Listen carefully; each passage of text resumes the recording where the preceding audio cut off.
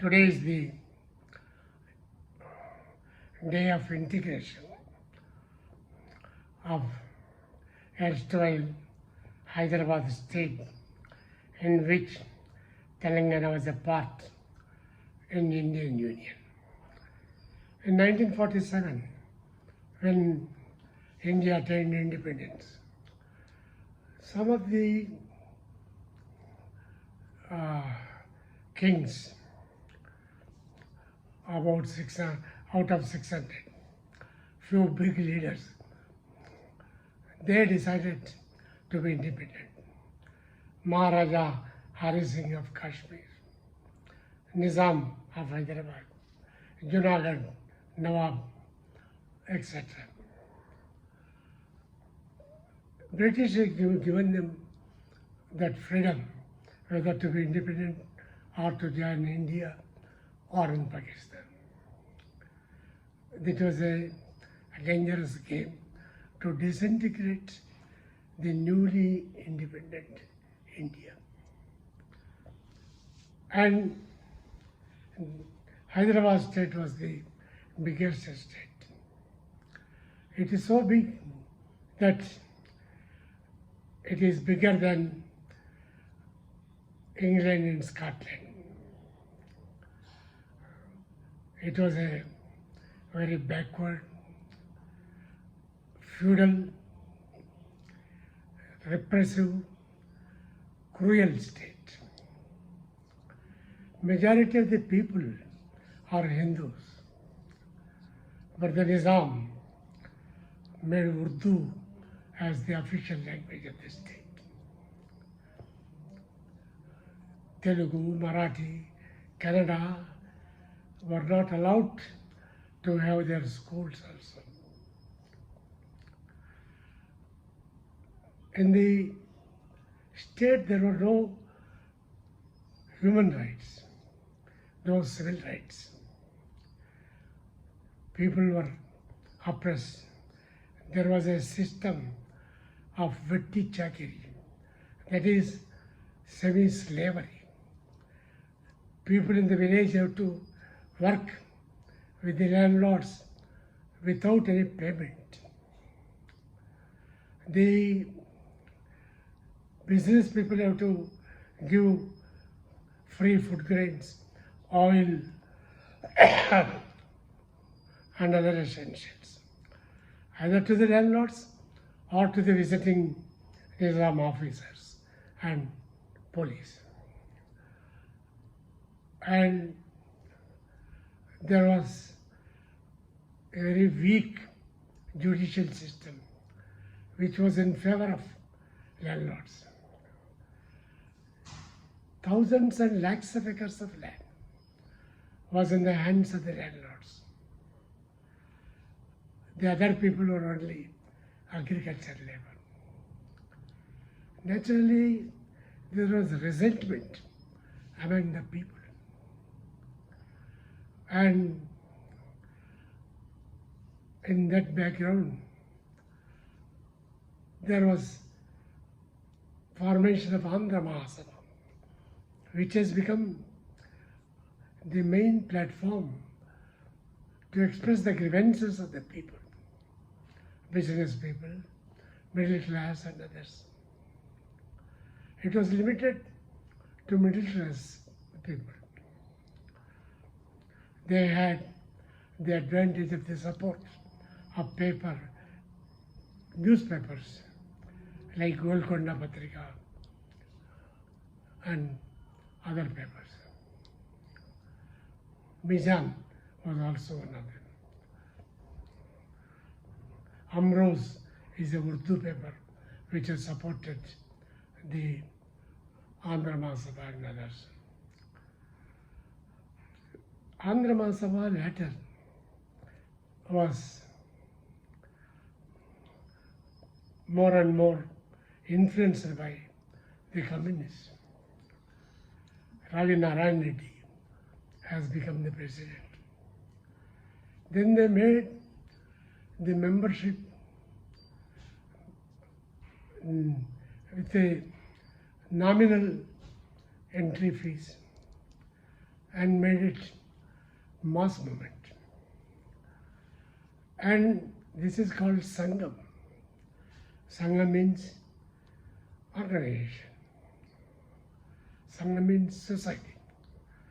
This, they informed the people in the villages. You take this and refuse to take slavery. This is the license for you to revolt. People were very happy. This half slavery will go. Then at that time, at Kadvendi, there was a cruel landlord, Ramachandra Reddy, and his mother, Janakam. They used to attack the people for no reason. They used to frighten the people, even killing as no judicial supervision. Police will not support the people.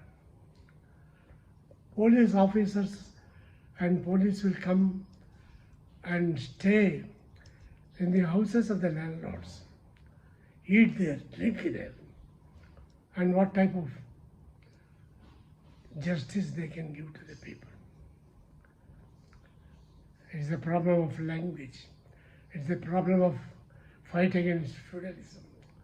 It's a problem against atrocities. So in Kadivendi, there was a demonstration and Comrade Reddy Kumaraya, a young man, he was in the forefront with the red flag. He was fired and killed. The people became angry. So with this incident, they revolted, and Communist Party, Andhra Mahasabha, trade union, everybody is given a call for armed revolt to overthrow Nizam. Ravi Narayan Reddy, Badamella Reddy, Magdum Mohiuddin signed the document for the armed struggle. And it is spread like wildfire in parts of Telangana. Tens of thousands of people, lakhs of people participated in it. Nizam has unleashed most cruel voluntary organization called Rajakars to defend his kingdom. This was resented by middle class people also. There was a virtual war in many places. Women were raped, killed, houses were looted by the Rajakars. Then Communist Party slowly organized guerrilla squads, started fighting against the Rajakars. Rajakars were given full support by the Hindu landlords, like Visunuri, Ramachandra Reddy, and many others. So they were afraid that if communists win, they will lose their lands. It is true.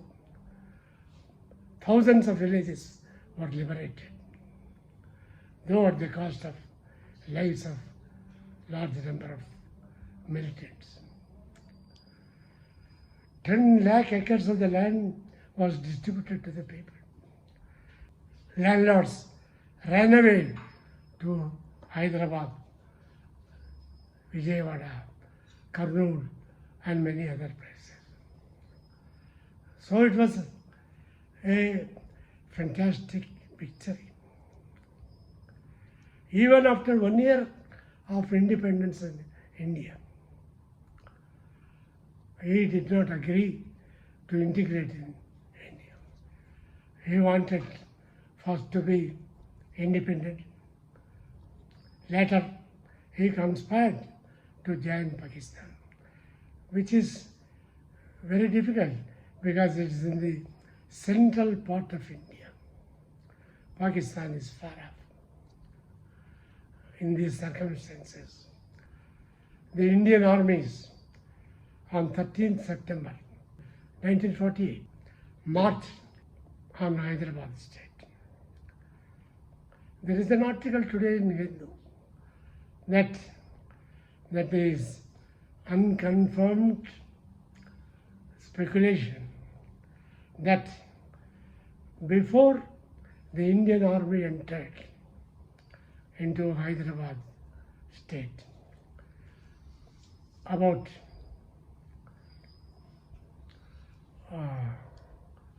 on 13th September, there was a secret deal between Nizam and Union government. That's why there was very little resistance.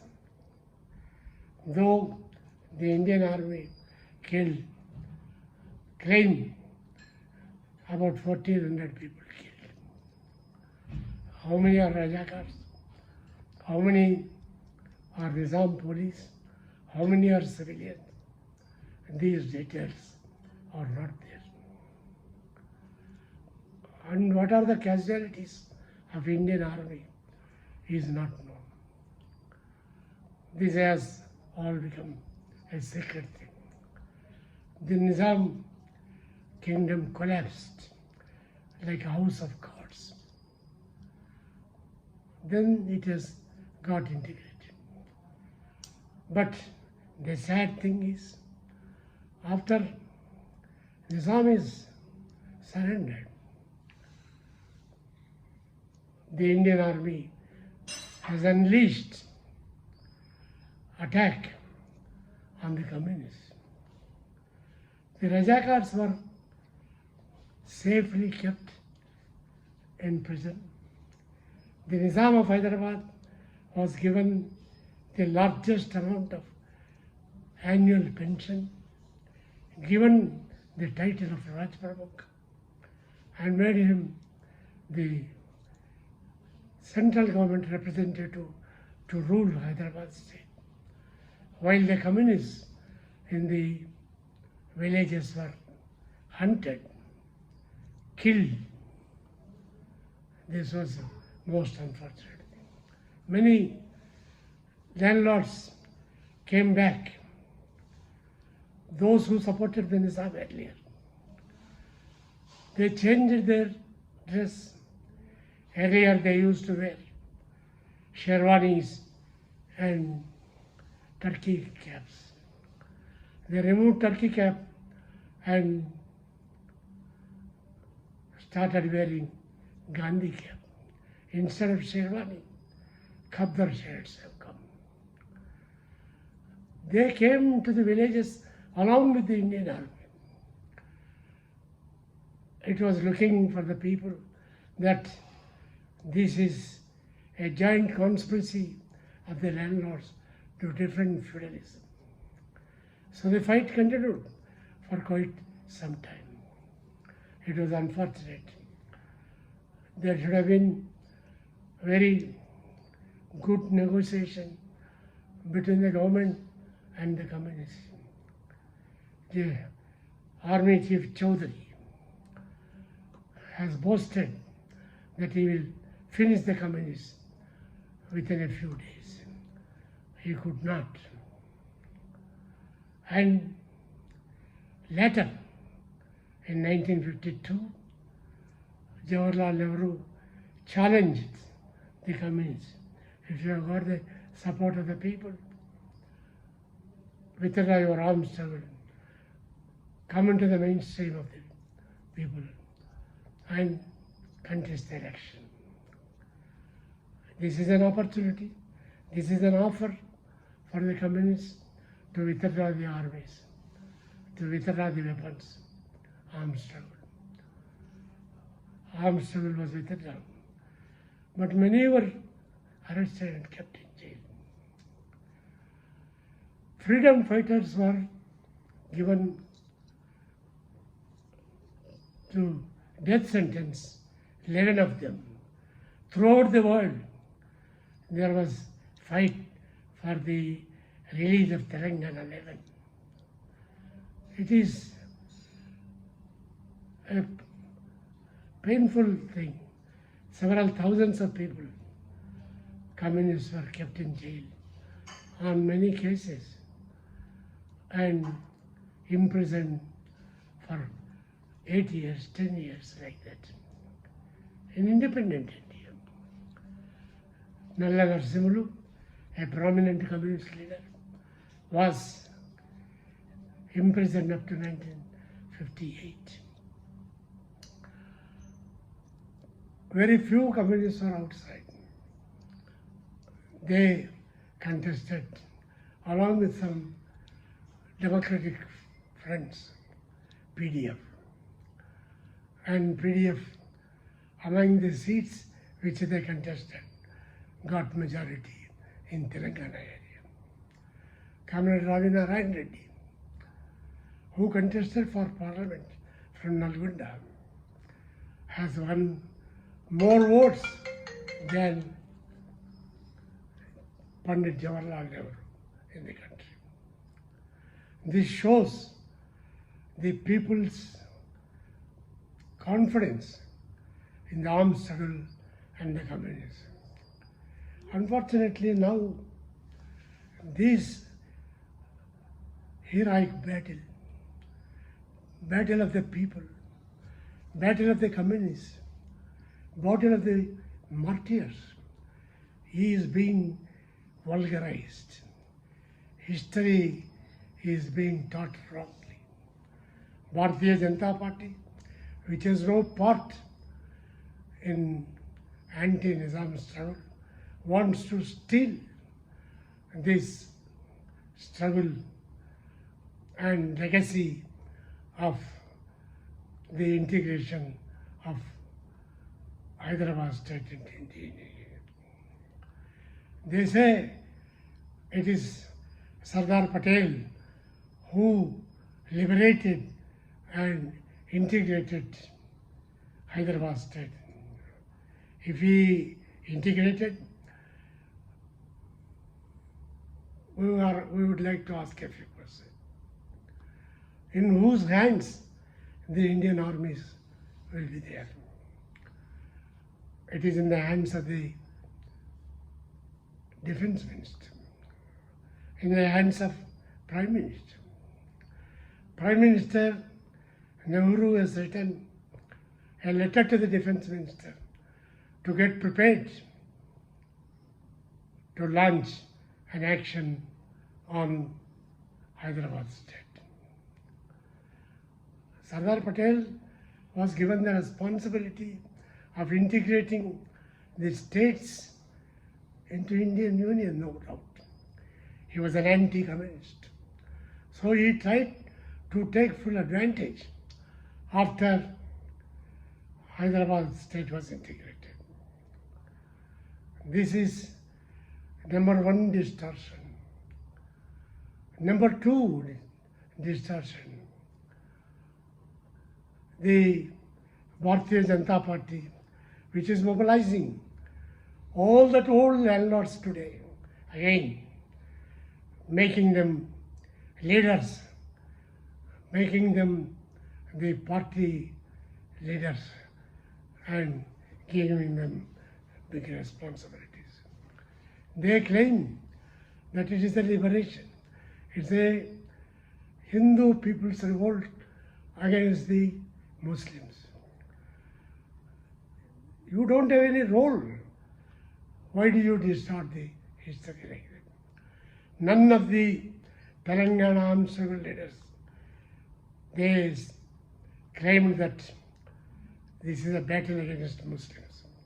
They say it is a battle for land, for language, for civil liberties, for freedom, for integration of the state. Many Muslims also participated in the fight against the Nizam.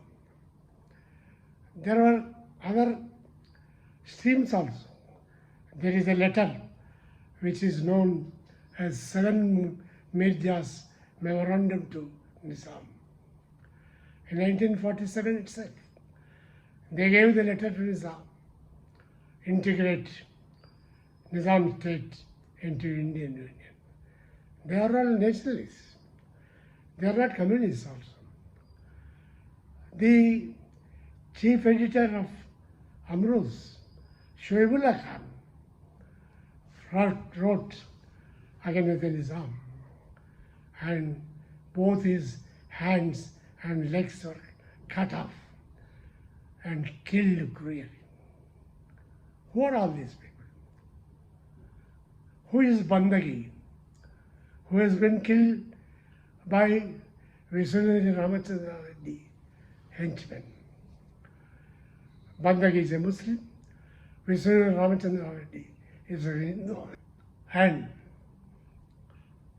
in the post-integration days, all these landlords, all those who supported the Nizam, they were given freedom. They took back the land that was distributed by the communists. This is what Sardar Patel has done it. And BJP is trying to show that it is Sardar Patel who liberated the country. Liberation is different. If there is a foreign invasion, if the people fight against, defeat them, it is called liberation. This is only an integration into Indian Union. This should be taken into consideration. Today, Amit Shah is coming to address a meeting at Nirmal in Adilabad district. It is not a part of anti-Rajakar fight. In 1860, it is a part of the Indian freedom struggle. Rohillas and Ramji Gondu, goons, they fought against the British. It is the British army which went and suppressed that movement. In those days, I would like to say that people who opposed the freedom struggle in 1857, all these Samasthanadhipatis are there. Gwalior Maharaja and his family were henchmen of British. When Mahatma Gandhi organized a meeting, they sent elephants on the public meeting. And their family is now being crowned Vijaya Raja Scindia as the Rajasthan Chief Minister. Vijaya Raja Scindia's daughter, Vasundhara Raja, I'm sorry. Yes, Vijaya Raja Scindia was the parliament member and top leader, BJP Vice President. Now, Jyotiraditya Scindia, their predecessor, he is the Central Cabinet Minister. With whom are you? With henchmen of the British or with the people? This is the dirty game of the Bharatiya Janata Party. People should realize and defeat back this dirty game. Nizam's Lieutenant Qasim Razvi tried to mobilize the Muslim masses on the name of defend the Islamic Raj. But people did not agree. Now Bharatiya Janata Party is also trying to say it's a Hindu-Muslim fight. It is only to divide the people. It is the replica of Taliban's of Afghanistan. In those days, Nizam has become the richest in the world with 400 crores of property. Of course, now there are now bigger rich people. The entire Telangana was looted. It has become poverty-stricken to make Nizam rich. Now, BJP under Narendra Modi's rule, for the sake of some 20 corporate companies, is looting the entire India, privatizing the public sector and giving concessions to corporates, more taxes on the people, on the name of GST, on the name of petrol, diesel prices, on the name of prices on essential commodities, all these. It is the same game. Now Ambani, Adanis are having 3 trillion or 3 lakh crores properties, while the poor are becoming more poorer. This is the unfortunate thing. This is to be exposed and be defeated. No division of Hindu-Muslim. People should be together, fight and defeat the dirty game of the BJP. Long live Telangana armed struggle. Long live integration of Telangana. Long live the memory of martyrs of Telangana.